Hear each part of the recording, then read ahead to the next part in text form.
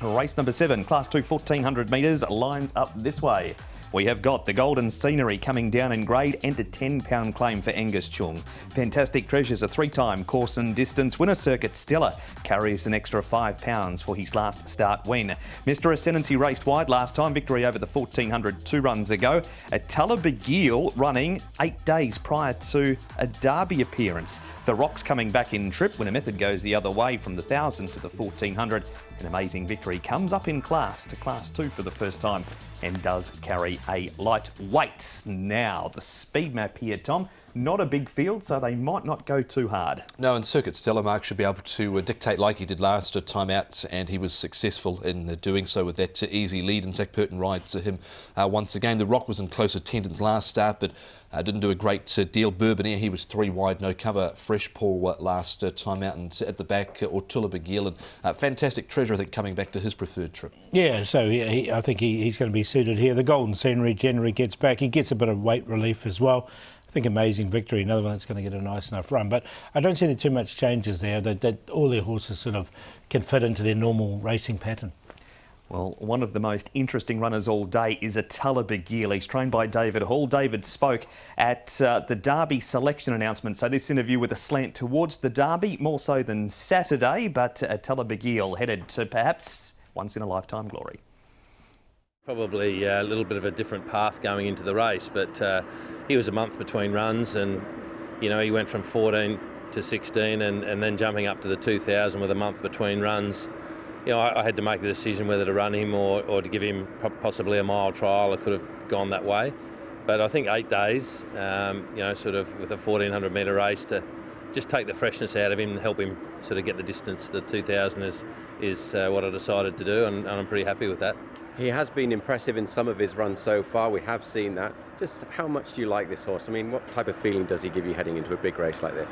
Yeah, look, he's one of those horses that has always been talented. And he's built like a staying horse. You know, he's long and lean and very clean-winded. So it was all about mentally getting him to switch off and getting him to relax before we could sort of work out where he was going to take us. So, you know, very satisfying that he's now made it to the race, and we've got him in that frame of mind where we can see, you know, how high he can jump now. David Hall with one of the young guns of the office, Doug Chalmers, there doing the interviews for Attala Begil. We'll move on, Paul, to Fantastic Treasure, The Rock and Mr Ascendancy.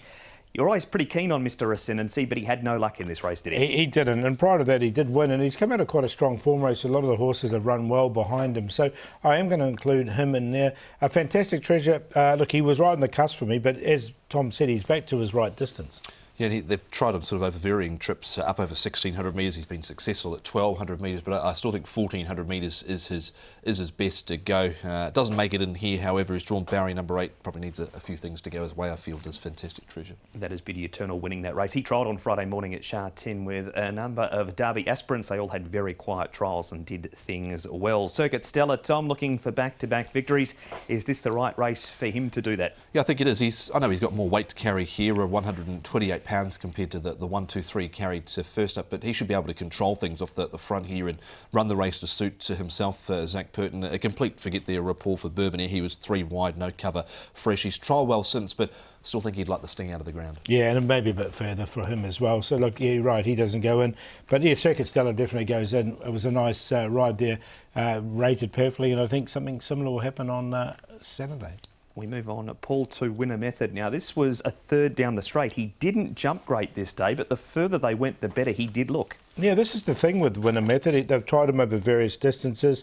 Look, he hasn't won over the 1400 metres. He's been placed 3 times, but hasn't quite run it. Again, he's another one that was on the cusp, didn't make it in there. Yeah, he was a bit like you again, Paul. He missed the start a little bit here. Of course, through his younger days, he's only a 5-year-old. He was quite effective down the straight, but he seems to have lost a little bit of that speed. So I think he's still looking for this type of trip, really. Indeed, all his wins have been of 1,000 metres at Sha Tin. He has placed 3 from 11 course in distance. Here is the aforementioned Tom Bourbonniere winning a trial up at Chung Fa. You mentioned the rain would be a benefit. It hasn't rained in Hong Kong for quite some time, and there's no forecast that it's going to happen tomorrow. No, it's going to be dry and fine tomorrow. Nothing wrong with this trial. Again, he was a little bit slow out of the gates, and like Paul mentioned, mentioned as well before, maybe looking for a little bit more, because he has won here over 1,800 metres on that rain-affected track. But there was nothing wrong at all with the trial, Paul. Yeah, nice quiet trial for him.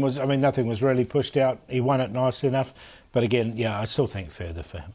Just before we get your thoughts on the race, both of you, Paul, we'll start with you. Attala Bagil, an amazing victory. He comes up in grade for the first time. Yeah, I like Amazing Victory in this race because of the weight. I know he's up in grade, but he's carrying 115, so I think that's a real positive for him. Yeah, he definitely goes, and he was actually the quickest 400 behind, or in this race, out of that race behind Attala Bagil last time out. He was able to run home stronger. And look, I've got Attala Bagil in, but he's here over 1,400 metres. He hasn't won here 1,400 metres. Did win in New Zealand over 1,400 prior to arriving. But I think I prefer him probably this week rather than, say, next week. Sure, we should have done that after the interview, but better late than never, Paul. So we'll grab your selections now. Yeah, going with Amazing Victory, the one we just talked about there. With the lightweight, I think he comes in really well at the conditions of the race.